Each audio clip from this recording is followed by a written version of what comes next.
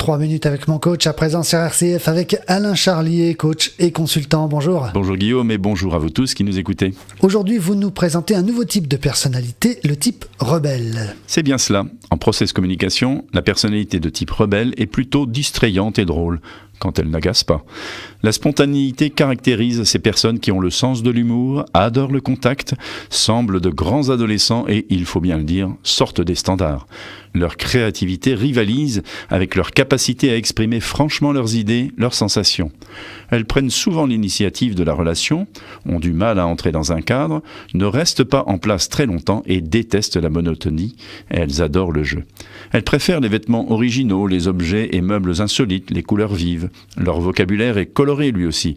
Se marrer, adorer, s'éclater, plaisir, jeu, waouh, génial, pas top, cool.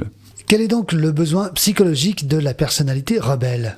Alors son besoin est celui du contact ludique. Bon nombre de ces personnalités ont du mal à suivre un cours pendant 1 heure sans faire une blague, distraire l'assemblée ou se faire éjecter du cours.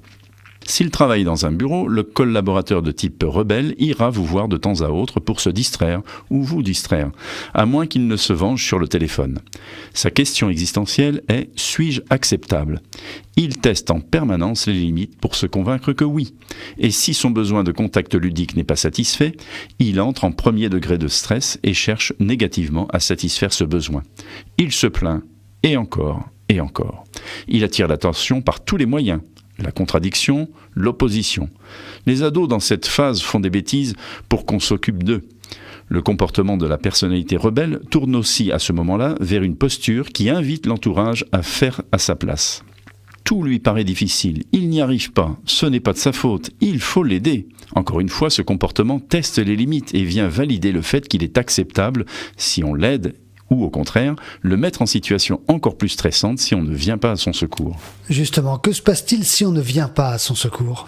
Dans cette descente aux enfers, la personnalité de type rebelle, qui n'a pas obtenu la satisfaction de son besoin de contact ludique par une approche négative, finit par désapprouver et contredire les autres avec un esprit de vengeance. Vous imaginez bien que cette situation le conduit à le faire totalement exclure par les autres. Mais comme tous les scénarios d'échec, la personne ne réalise pas à quel point elle participe à cette forme d'autodestruction. Pour éviter cela, c'est en amont que cela se passe, et le mieux est de communiquer en mode ludique, de répondre du tac au tac sans prendre la mouche, et rester sur le 2e degré d'humour pour amuser la galerie avec lui. S'il manifeste de la lassitude pour une activité, le break s'impose avant de reprendre l'activité avec sérieux. La phrase du jour est de Georges Wolinski : « L'humour est le plus court chemin d'un homme à un autre ».